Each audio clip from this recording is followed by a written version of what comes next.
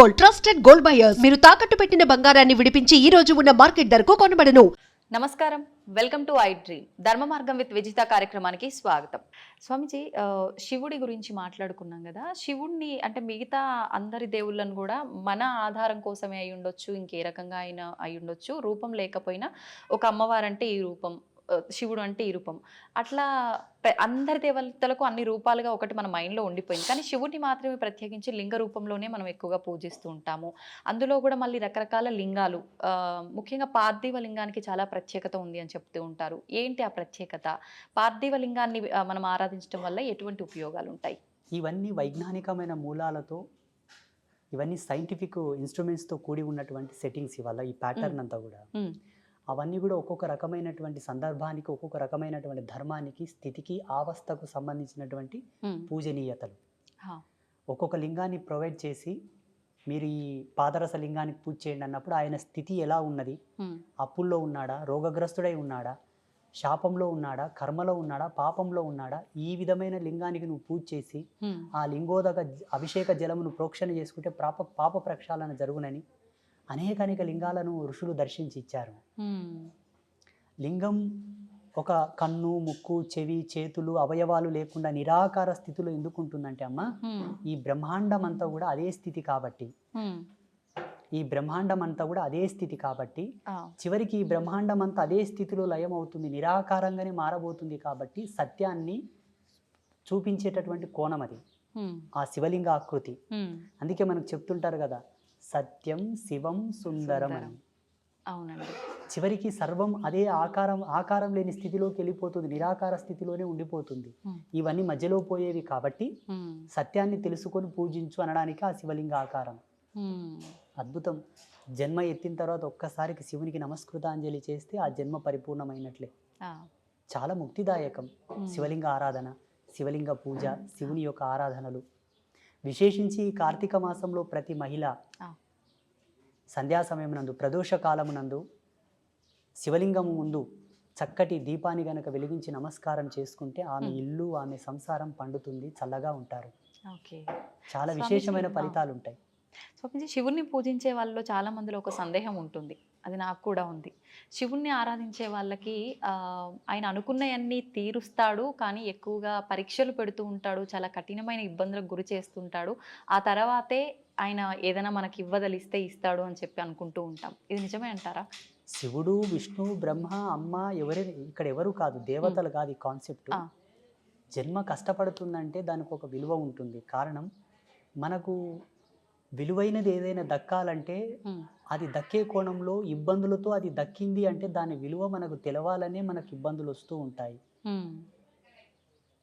దాని విలువ, దాన్ని అనుభవించడానికి మనకు ఒక అనుభవం కావాలి, దాన్ని ఆస్వాదించడానికి ఒక అనుభవం, ఒక గుణపాఠం కావాలి. అప్పుడే దాన్ని పరిపూర్ణంగా అనుభవించగలము. కాబట్టి కొన్ని ఇబ్బందులతో, ఒడిదుడుగులతో, కష్టాలతో, నష్టాలతో అది మనకు దొరుకుతుంది. ఇది మన జన్మను పరిపూర్ణతను చేయడానికే దేవుడు పెడతాడు. దేవుడు మనల్ని కష్టపెట్టాడు. ఒక అందమైన శిల్పం కనుబొమ్మలతో, కనురెప్పలతో సరళీకృతంగా తయారు కావాలంటే సమయం ఎక్కువనే పడుతుంది. అవునండి. నెమ్మదిగా చెక్కాల్సి ఉంటుంది. ఏదో 2 దెబ్బలు కొట్టి పాడేసామంటే తొందరగానే తయారవుతుంది. జీవితం కూడా అదే పారదర్శక సూత్రం పైన ఆధారపడి ఉన్నది. ఇక్కడ దేవుడు మనల్ని కష్టపెట్టాడు. మన విద్వత్తును, మన విఘ్నతను, మన యొక్క గొప్పతనాన్ని సమాజం నిలబెట్టుటకే మనకు ఆ సమయభావం. కొన్ని ఇబ్బందులు అయినా దాని కష్టమని ఎందుకు అనుకుంటారు చెప్పండి? భగవంతుడు పెట్టేదాన్ని భక్తిగా తీసుకోవాలి, కష్టంగా తీసుకోవద్దు. ధర్మశాస్త్రాల్లో ఒక మాట ఉన్నది, తల్లిదండ్రులు పెట్టేవి, తోబుట్టు అయిన చెల్లెలు పెట్టేవి, భగవంతుడు పెట్టేవి, గురువు పెట్టేవి పరీక్షలే అయినప్పటికీ అవి పరమార్థంగా స్వీకరించాలట. వాళ్ళు ముక్తిని పొందుతారు. మళ్ళీ అక్కకు, అన్నకు, తమ్ముడికి నియమం లేదు చూడండి. చెల్లి అదేంటో కానీ చెల్లి, తల్లి, తండ్రి, గురువు, దైవం, వీళ్ళు పెట్టేవి పరీక్షలు కాదు. ఒకవేళ పరీక్షలే అయినప్పటికీ అవి పరమార్థములని స్వీకరించువాడు ముక్తిని పొందగలడు, ఈజీగా పొందుతాడు. జపతపాదులు చేయకుండా, యజ్ఞయాగాదులు చేయకుండానే ముక్తిని పొందుతాడు. స్వీకరించగలగాలి, భావించగలగాలి, భారం అనుకోకూడదట. మనం ఎన్ని మాట్లాడుకున్నా అది కొంచెం కష్టమే మానవులకి. ఏదైనా చిన్న కష్టం వచ్చిందనగానే భగవంతుడిని కూడా తిట్టేయడము, అసలు ఆ విచక్షణ అనేది కోల్పోతాం కాసేపట్లో. నిజంగా మనకు అదంతా ఒక లేవల్‌గా వెళ్ళాలి, సమన్వయంగా ఉండాలి, బ్యాలెన్స్‌డ్‌గా ఉండాలి లైఫ్ అనంటే ఎలాంటి నియమాలు పాటించొచ్చంటారు మెయిన్ గురుగారు? ఆహార దౌషం. హ్మ్. ఆహార దోషం అనేది ఇక్కడ సమాజంలో ఎక్కువ అనర్థాలకు కారణం అవుతుంది. హ్మ్. అందుకే ఆరంభం నుంచి వేదారంభ కాలం నుంచి కూడా ఆ! శాకాహార భోక్తవ్యం చేయండి. ఆ! శాకాహార భోక్తవ్యం చేత జన్మ పరిపూర్ణమైనటువంటి ఆలోచనలను సృజించుకోగలదు, తీసుకోగలదు. హ్మ్. తనను తాను నియంత్రించుకునే కంట్రోలర్గా మారగలడు. ఆ! ఆలోచన విధంగా, వ్యవహారికంగా హ్మ్. తనను తాను ఇంద్రియ నిగ్రహం వైపు మరలించుకోగలడు. అందుకే శాకాహార భోక్తవ్యం చేయండి. హ్మ్.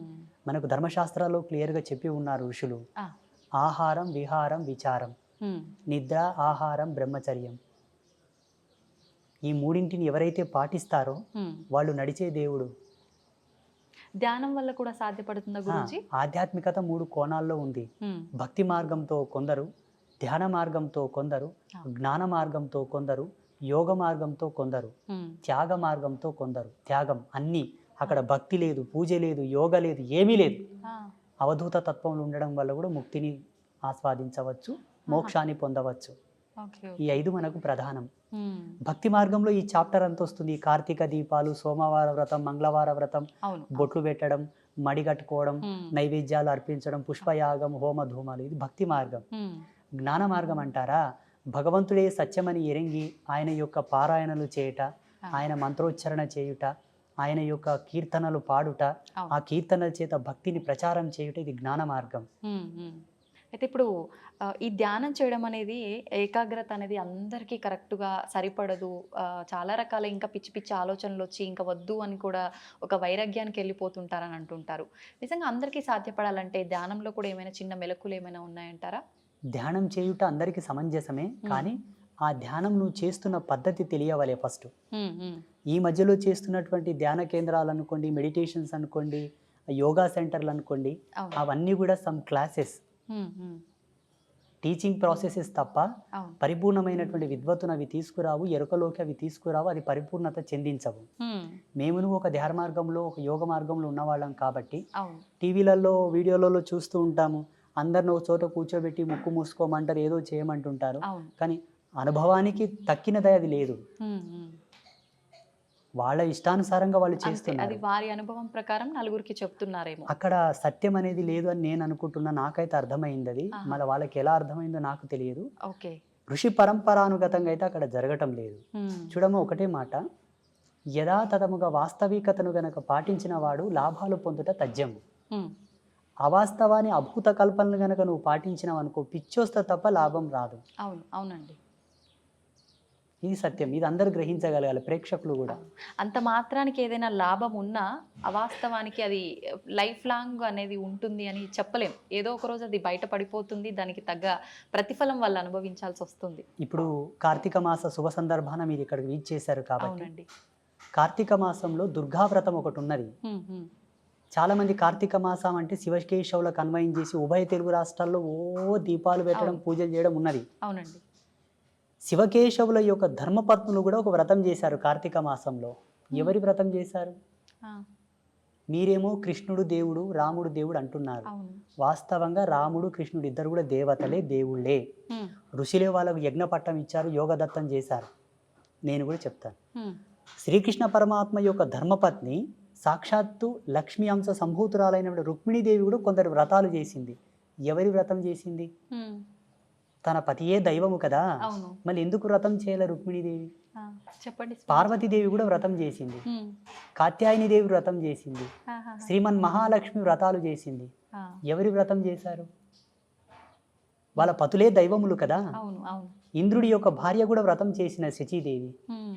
అష్టదిక్పాలకుల యొక్క ధర్మపత్నులు కూడా వ్రతాలు చేశారు. ఏ వ్రతం దేవ ఇంతకు ప్రాజాపత్య ధర్మములందరూ, ఆ ధర్మపత్నులందరూ కూడా వ్రతాలు చేశారు. ఋషిపత్నులు కూడా వ్రతాలు చేశారు. ఆ! వ్రతం ఎవరికి చేయబడుతుంది? ఆ! నోములు ఎవరికి చేస్తారు? భగవంతుడికే చేస్తారు పురుష కదా! దేవతలకు లేవు. హ్మ్. హ్మ్.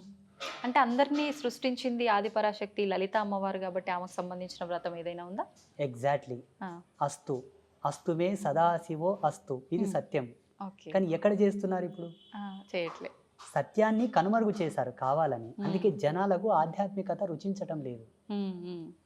మీరు అన్నట్టుగా కన్ఫ్యూజన్లోకి వచ్చేసి అవును అవును వైరాగ్యం వచ్చి ఈ దేవుళ్ళొద్దు, ఈ ఫోటోలొద్దు, తీసేయని రాని పక్క కానీ గమ్మున కూర్చుంటున్నారు. నిజమండి. అవును పోనీ తీసేసినంత మాత్రాన వాళ్ళు ఏమైనా ముక్తిని పొందేదరా? లేదు. అంతర్పిశాసులై తిరుగుతారు సచ్చినాక, ఉమ్. గాలిలో దయ్యాలలాగా తిరుగుతారు. హా. ఎన్ని పిండ ప్రదానాలు చేసినా, ఎన్ని శ్రద్ధా తర్పణాలు చేసినా, ఉమ్. ఎన్ని దాన సంస్కారాలు చేసినా వాళ్ళ ఆత్మలకు మోక్షం రాదు, రిజర్వేషన్ రాదు, ఉమ్. తిరుగుతూనే ఉంటారు. హా. అది మరీ దుర్భర్మం, మరి ఘోరం. అది హా. ఇదన్నా బాగుంది కానీ అది భయానకం. అది భయానకం. అయితే స్వామీజీ చాలా మంది ఇప్పుడు ఈ సాధన ధ్యానము ఇలాంటివి చేయడం వల్ల హిమాలయ ప్రాంతాల్లో కొన్ని వందల సంవత్సరాలు కూడా జీవంతో ఉన్న ఋషులు సాధువులు ఇలాంటి వాళ్ళు ఉన్నారని చెప్తుంటారు కదా, నిజంగా అంత సాధ్యపడుతుందంటారా వీటి వల్ల? 100%. రేపు జనవరి నెల చివరిలో కుంభమేళ స్టార్ట్ అవుతుంది. మీరు దయచేసి మీ ఐ డ్రీమ్ మీడియా వాళ్ళు వెళ్ళండి, లేదంటే నాకు అక్కడ కలవండి, నేను కలుస్తాను. మీకు ఎంతమందిని కావాలో అంతమందిని పరిచయం చేస్తా, వాళ్ళతో రిక్వెస్ట్ చేస్తాను, మీతో మాట్లాడిస్తాను. అవునా? ఎన్నేళ్ళు బతికినావు చెప్పప్ప అని చెప్తా. ఆ. ఇప్పుడు మాలాంటి వాళ్ళు చెప్తే కొంతమంది కామెంట్లు పెడుతున్నారు, ఏ ఇంకో అవును, పిచ్చోడు ఉన్నాడు వీడు, ఎట్లా బతుకుతారు నాయన, ఇది సైన్స్కే విరోధం కదా అంటున్నారు. అవును. నీ సైన్స్ కంతు చిక్కని మిస్టీరియస్ చాలా ఉన్నాయి. గీజా పిరమిడ్ మీద ఇంతవరకు ఏ సైంటిస్టు రీసెర్చ్ చేయలేదు.